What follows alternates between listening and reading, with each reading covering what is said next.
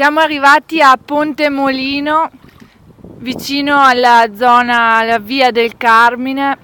e vediamo che sono 5 gli archi sotto questo ponte, quindi vuol dire che il Piovego si è ristretto molto rispetto al passato. Sì, indubbiamente questa parte del percorso fluviale un tempo era molto più largo, più ricco d'acque e alla fine, fino al 1880 circa, venivano contati quasi un'ottantina appunto di mulini. Qui il tratto era ovviamente interdetto alla navigazione per il semplice motivo che c'erano appunto questi impianti, questi mulini in acqua, e la corrente dell'acqua appunto serviva come per muovere le macine, insomma. Il traffico fluviale, quello su barche,